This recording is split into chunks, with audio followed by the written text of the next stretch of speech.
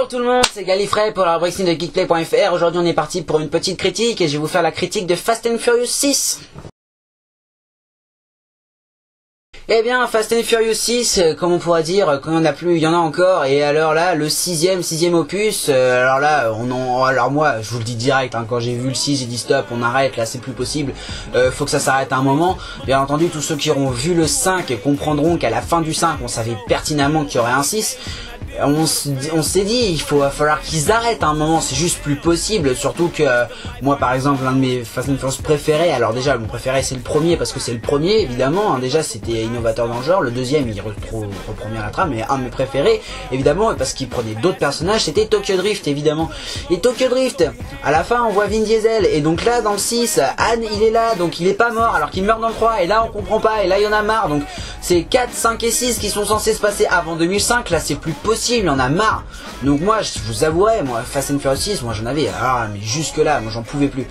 Mais bon, je pouvais pas résister, je suis un fan de la série, alors même si je trouve que le 4 et le 5, ils sont abusés aussi, enfin le 4, j'étais content de revoir les anciens. Puis bon, il y a eu le 5, alors je me suis dit bon c'est un peu bizarre mais pourquoi pas. Là le 6, on retrouve encore les anciens, mais bon comme je vous le disais, il se passe avant Tokyo Drift, alors bon au bout d'un moment, qu'est-ce que c'est que cette merde? Et donc moi, bon j'en avais marre, même si les films sont quand même bons, j'en pouvais plus. Et donc je pouvais pas résister quand même à l'envie d'aller le voir. En plus mon petit frère il m'a tanné, allez viens on va voir Fast and Furious et tout. Alors j'ai dit bon ouais c'est bon c'est parti, je vais le voir. Et donc je suis allé le voir. Et bon bah écoutez, très bonne surprise. Alors là ma gueule totale, puisque le film est très bon. Pour une fois je trouve que ça tourne pas uniquement autour des bagnoles, et ça c'est important parce que les Fast and Furious c'est sympa, mais à un moment ça tournait autour bagnole, et le reste, l'histoire c'était du bateau total, ça voulait rien dire.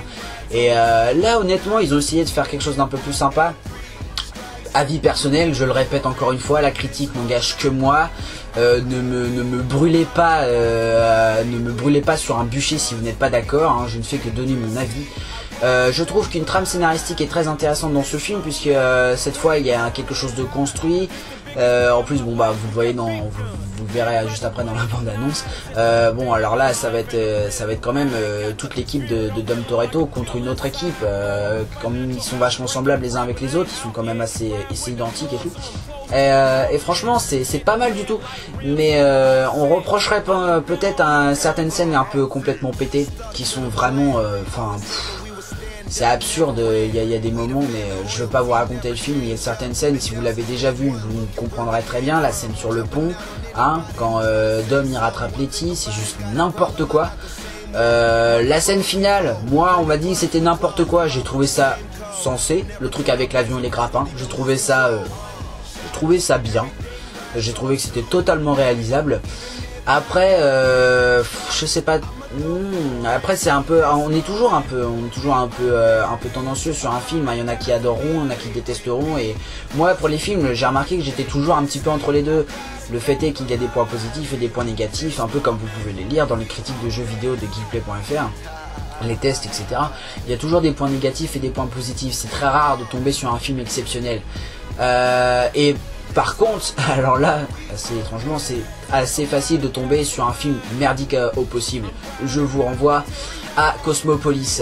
Et sinon, le Fast and Furious en lui-même, il n'a pas été trop axé sur les voitures, ce que je trouve c'est assez sympa.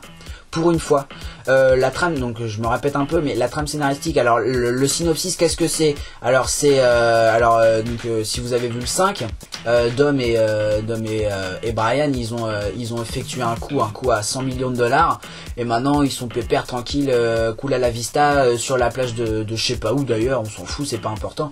Enfin bref, ils ont la vie pépère et ils sont pétés de thunes. Et à la fin du 5e, il y a Hobbs qui est joué par Dwayne The Rock Johnson, qui arrive et qui montre une photo de Letty qui était censée être morte dans le 4e. Alors elle en dit what the fuck, mais après finalement ça passe parce que donc dans le 6 on sait pourquoi elle est vivante, et en fait c'est pas du tout pété, hein. C'est quelque chose qui arrive, c'est quelque chose qui est totalement sensé, et il n'y a pas de problème. Mais après le problème qui se poserait, ce serait plutôt comment expliquer, le fait est que c'est un peu long. Le 6, c'est long. Alors après, ils se démerdent bien sur les films, ils essayent bien de faire des trucs raccords et tout. Mais le problème, c'est que ça devient long. Alors là, je peux pas vous spoiler, j'espère. Mais à la fin du 6e, il y a une scène, donc, obligé, il va y avoir un 7e. On le sait, de toute façon il a été confirmé, je vous le dis tout de suite, il a été confirmé, je le savais une semaine avant la sortie du 6, que le 7e était confirmé avec la présence de Jason Statham.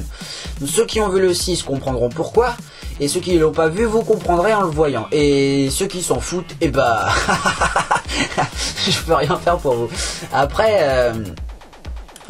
donc oui, j'ai pas fini le synopsis, je suis con. En fait, donc il y a Hobbs qui va chercher Toretto donc dans son coin paradisiaque, qui lui montre la photo de Letty, lui parle d'un gang qui sévit en Europe et il a besoin de Dom et de son équipe, l'équipe des permapétés pour régler cette histoire. Et moi je trouve ça sensé. Je trouve ça rigolo parce que ça me fait beaucoup penser à certains des livres, des animés, des mangas que j'adore, où le héros, bien qu'il soit gentil ou méchant, il arrive fatalement à toujours regrouper tout le monde avec lui. Je trouve ça assez fandard. Je trouve ça vraiment sympa comme concept. C'est vraiment mes histoires préférées en général. Et c'est vrai que c'est toujours rigolo de voir un peu comment en plus souvent des criminels arrivent toujours à ramener un peu n'importe qui de leur côté, parce qu'au finalement leurs idéaux et leur façon d'agir, ils ont un code qui est bon, c'est pas des criminels, ils sont jugés comme étant criminels parce que leurs actes sont criminels, mais en réalité leurs motivations sont tout ce qu'il y a de plus honnête. Et j'ai toujours adoré ce genre de concept et de trame scénaristique. Ensuite, donc, alors là, s'ensuit scène d'action, course-poursuite en voiture et tout, vraiment génial. Le but du jeu, là, cette fois-ci, c'est de réunir la famille, hein, donc la famille qui donc c'est pas la famille de sang, c'est la famille qu'on se fait, les amis très proches sur qui on peut toujours compter. Il y a toujours alors après c'est une recette de cuisine, hein, je veux dire c'est toujours pareil, t'as le héros, t'as le second qui est toujours derrière lui, qui est sérieux, t'as toujours le boulet d'équipe qui fait des vannes, t'as la tête, t'as la fille un peu bonasse qui se bat un petit peu et tout ça. C'est toujours un peu la même recette, hein, il se passe toujours un peu les mêmes trucs, mais j'ai envie de dire, quand Mamie Paulette a nous fait ses aiguillettes de poulet et que c'est toujours aussi bon, bah une recette c'est une recette, alors à partir du moment que c'est bon, je vois pas pourquoi on s'en priverait. Et c'est vrai que c'est à ça que ça me fait penser Fast and Furious 6, hein. J'étais énormément attissant quand je suis allé le voir, je me suis dit ça va encore être un énième allez on fait des cascades et tout. Et en fait non, il y a et j'espère encore une fois, je vais pas vous spoiler, mais au final il y a relativement peu de cascades. Il y a assez peu de voitures finalement dans ce film qui, donc, par exemple, je vous rappelle, dans le 1, dans le tout premier, c'est voitures, il n'y a que ça. Alors, ça tourne que autour des voitures, il y a l'affaire policière en parallèle, mais enfin l'enquête, mais c'est vraiment voiture, il se passe pas 4 minutes sans qu'on voit une voiture à l'écran. Et là non, il y a beaucoup de passages, c'est vraiment de l'histoire, il y a de la trame, il y a du scénario, les mecs ils sont creusés la soupière pour essayer de trouver un truc, ils essaient de rattacher les éléments entre eux, et ce qui est agréable c'est que c'est pas du tout what the fuck, c'est totalement raccord. Quand on voit les films, on se dit mais oui ça passe, c'est tout à fait possible, ça c'est bien, ça passe, c'est tranquille. Et ça c'est vraiment appréciable, parce que il y a des fois les mecs des fois Resident Evil, les suites, non mais là on peut plus, il faut qu'ils arrêtent là. Bon là je pars encore sur autre chose, mais le 6 il a été confirmé, là faut arrêter maintenant, c'est plus possible, hein. Là le 5 c'était une daube mais alors monumentale, là il y a un moment faut savoir dire stop. Et ce qui est génial dans le Fast and Furious, c'est que là en fait ce qui est assez intéressant dans les Fast and Furious, c'est que depuis Tokyo Drift ils en sortent un à peu près tous les 2 ans approximativement. Il passe relativement inaperçu, pas plus de pubs que ça dans les médias, pas trop de pubs sur internet, on entend relativement peu parler, et au final ça cartonne, c'est un film super bon, mais il y a presque personne qui en parle, et pourtant presque tout le monde le voit, et je trouve ça vraiment très intéressant, le fait que tout le monde voit un film et que personne n'en parle. Je trouve ça vraiment assez drôle au final, puisque les films qui marchent sont les films qu'on n'entend pas parler. Et ça c'est vraiment, enfin juste ça marche pour Fast and Furious, ça marche peut-être pour d'autres films, là j'en ai pas en tête, mais c'est vrai que c'est assez drôle. Ensuite, alors, je donne pas de note au film, hein, mais honnêtement, avis personnel, si vous avez vu les précédents, allez le voir. Enfin, si vous avez vu ma critique sur One Piece, je vous ai dit, vous connaissez pas l'univers, allez pas le voir, vous allez pas comprendre. One Piece, à la rigueur, il y a de la baston, c'est un animé, bon, vous regardez, ça passe encore. Mais là, Fast and Furious, honnêtement, regardez même pas, si vous avez pas vu le 4 et le 5, moi j'étais à côté de mon pote, il se rappelait... Enfin, c'est un boulet en même temps, mais il se rappelait pas du 4 et du 5, d'ailleurs, il se rappelait même pas voir s'il avait vu ou pas le 5, il pense qu'il l'a pas vu.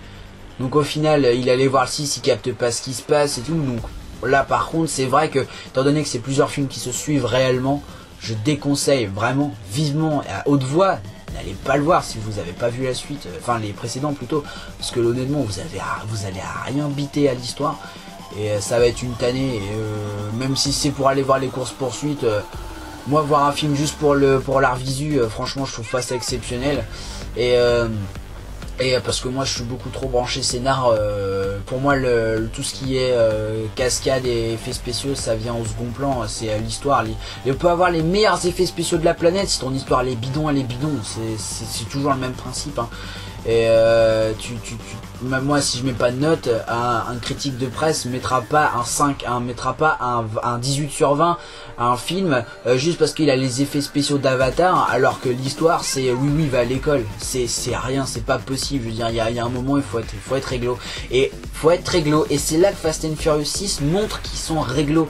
Les mecs, ils font quelque chose de construit, c'est vraiment posé, il y a pas de lacunes. C'est vrai que dans un film, on pourrait, comme ça, on se dirait, il y a des lacunes, il y a toujours des lacunes, et là, il n'y en a pas. Et franchement, je vais vous dire, la scène finale, elle envoie trop du lourd. Le 7, il va être pété, je l'attends avec impatience. Alors autant le 6, je l'attendais pas, je dis c'est un énième, c'est plus possible. Autant là, le 7ème, je l'attends, je trépigne, j'ai vraiment trop envie de le voir. Parce que le 6, il donne trop envie, et franchement, si vous n'êtes pas d'accord, vous pouvez me le dire, il n'y a pas de souci. Ah, encore une fois, adresse mail, hein, si vous voulez faire parvenir vos critiques et vos avis.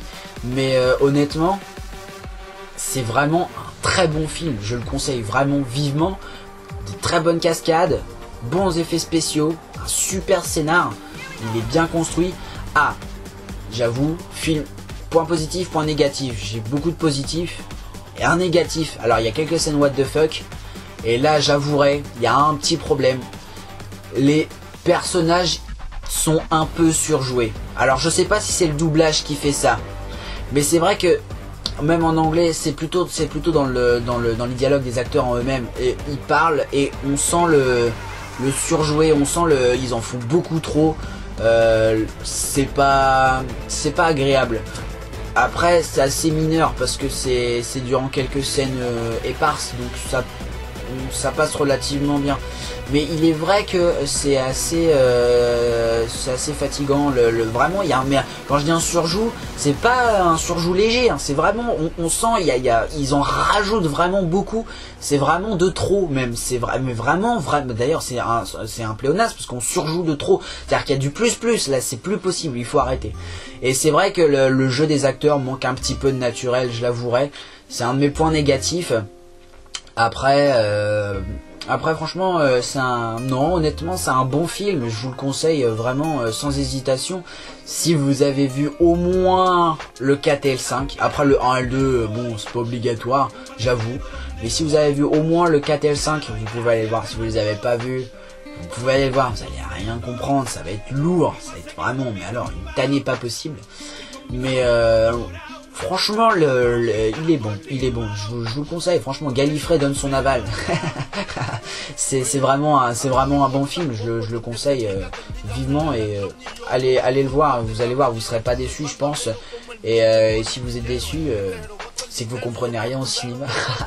Non, je plaisante bien sûr, chacun a son avis encore une fois, mais vraiment, personnellement, Gallifrey il dit oui, c'est vraiment Fast and Furious 6, c'est un bon film.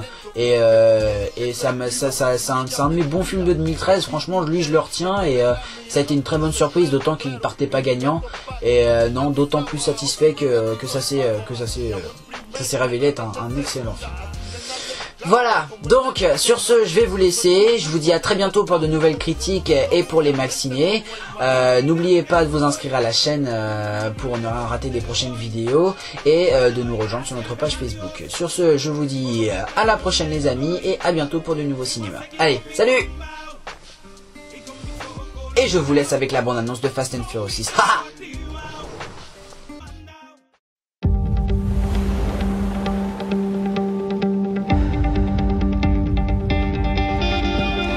Alors c'est ça que t'as pour 100 briques? Ça a pas été dur de te retrouver, Toretto. Je me cachais pas. La semaine dernière, une équipe de pilotes parfaitement organisée a réussi à s'emparer d'un convoi militaire. Rio a été mon dernier job. Ah, je sais que c'est pas toi. Tu vas m'aider à choper les coupables. Ah ouais? En quel honneur, Ops? On a traqué ce gang à travers 12 pays. Elle date d'il y a une semaine. C'est impossible. J'ai besoin de toi, Dom. Toi et ton équipe.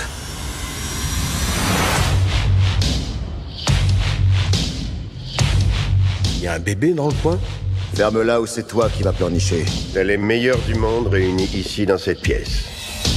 Donne-leur une bonne raison de te suivre. Notre cible, Owen Shaw, un ancien des forces spéciales. Il y a des années qu'avec son gang, il monte des coups en Europe. Mais c'est leur dernier exploit qui les a propulsés sur la plus haute marche du podium. Il y a déjà trop de cadavres derrière eux. Je t'offre une chance de réunir ta famille. Tu nous mènes à Letty, on te livre chaud, et en échange, tu nous garantis l'immunité totale. Ça, je peux pas te le promettre. C'est le deal. À prendre ou à laisser.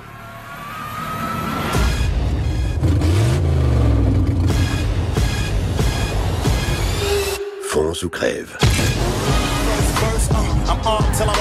On n'a pas affaire à des flics, ni à des narcotrafiquants. J'avais encore jamais vu ça.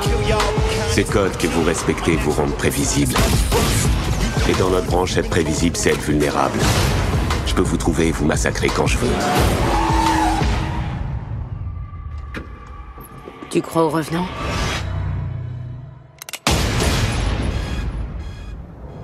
C'est peut-être plus la Letty qu'on connaissait. On tourne pas le dos à la famille. Même si elle l'a fait.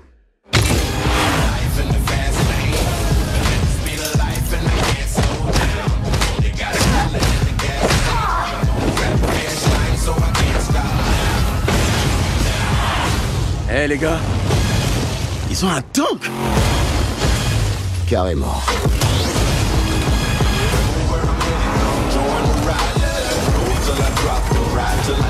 On est face à du véhicule de guerre. C'est pas notre cam.